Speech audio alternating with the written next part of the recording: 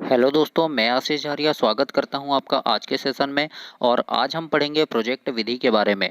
आज की हमारी विधि होगी प्रोजेक्ट विधि, जो शिक्षण विधियों की हमारी 5वीं वीडियो है। इसके पहले मैंने आपको किंडरगार्टन विधि, है ना, प्रोजेक्ट डाल्टन विधि और भी जो शिक्षण विधि हैं उनके बारे में बताया है।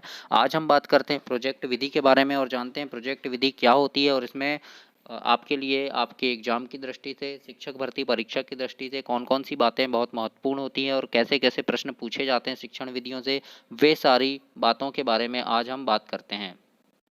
तो आइए देखते हैं, शिक्षण विधियां शुरू करते हैं हम प्रोजेक्ट विधि। प्रोजेक्ट विधि के बारे में जानते हैं तो इसे प्रयोजना विधि, परियोजना विधि या प्रोजेक्ट विधि, योजना विधि या एक नवीन विधि भी कहा जाता है। इसके जो अन्य नाम है वो है प्रोजेक्ट विधि, परियोजना विधि, योजना विधि या नवीन विधि भी कहते हैं।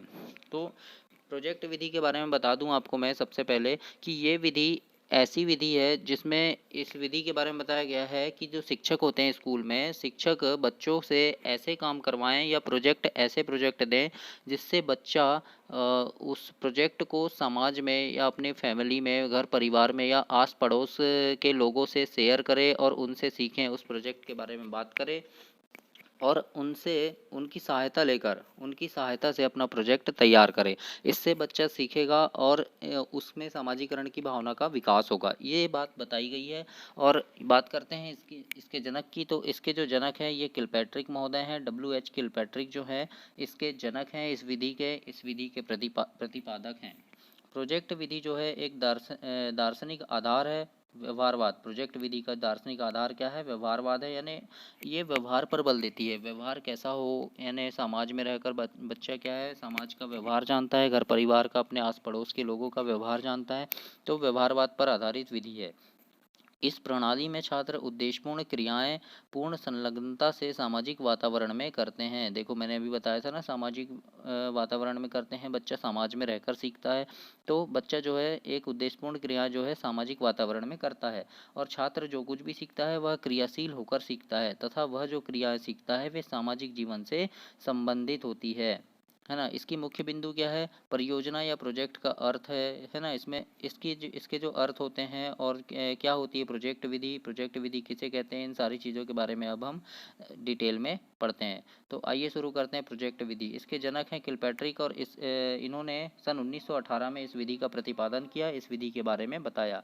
इसके जो दूसरे नाम है, ये अन्य नाम है प्रयोजना विधि, योजना विधि और नवीन विधि, इनके अन्य नाम है इस विधि के।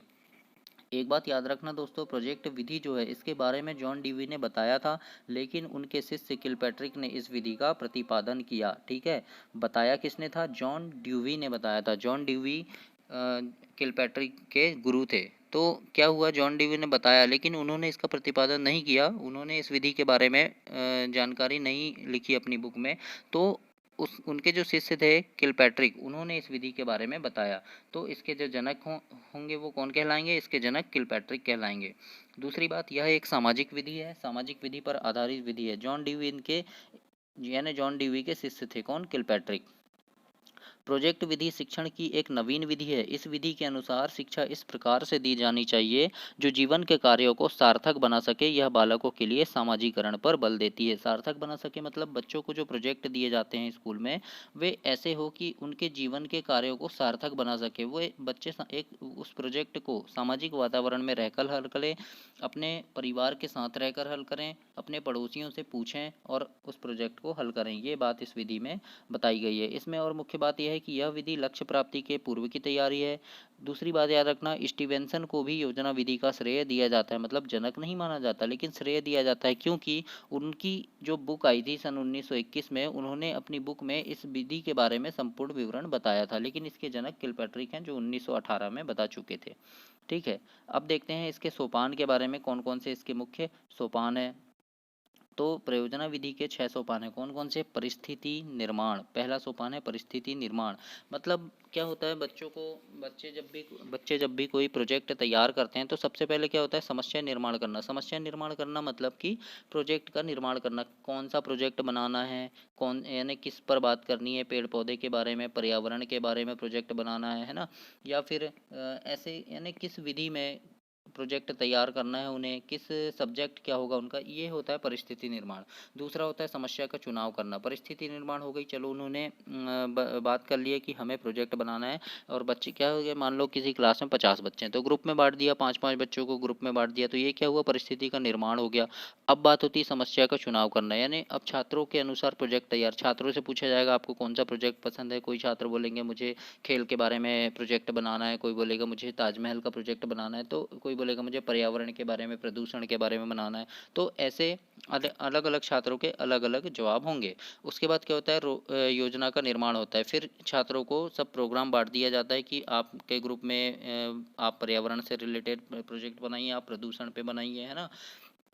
तो अलग अलग लोगों को, अलग अलग छात्रों को अलग अलग ग्रुप में अलग अलग प्रोजेक्ट दिया जाता है। फिर योजना का क्रियान्वयन होता है, यानी बच्चे जो है अपने अपने सामाजिक वातावरण में जाके, अपने घर जाकर, आसपास जाकर, आसपास आस पड़ोसियों से पूछकर और प्रोजेक्ट तैयार करते हैं। उसके बाद क्या होता है, मूल्यांकन होता है। मूल्यांकन मतलब छात्र जब प्रोजेक्ट तैयार करके स्कूल ले आता है तो फिर शिक्षक उसका मूल्यांकन करते हैं, देखते हैं कौन से बच्चे ने कैसा प्रोजेक्ट बनाया, किसका प्रोजेक्ट सबसे अच्छा है, तो ये हुआ मूल्यांकन।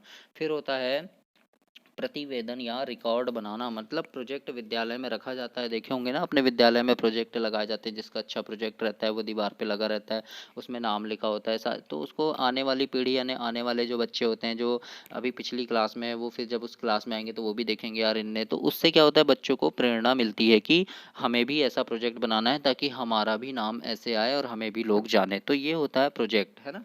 तो याद रखना, प्रोजेक्ट विधि अभी मैंने आपको समझाया। प्रोजेक्ट विधि के जो सोपान है, कितने सोपान है, मुख्य 6 सोपान के बारे में प्रोजेक्ट विधि में बताया गया है, इस बात को याद रखना। और इसके जनक हैं किलपैट्रिक, सन 1918 में दिया था, इस विधि के बारे में बताया था। जॉन ड्यूई के शिष्य थे, और ये एक सामाजिक विधि है। बच्चा समाज में रहकर इस विधि के बारे में सीखता है ना। बच्चा समाज में रहकर अपना प्रोजेक्ट तैयार करता है, तो एक एक सामाजिक विधि है। तो ये थी आपकी प्रोजेक्ट विधि।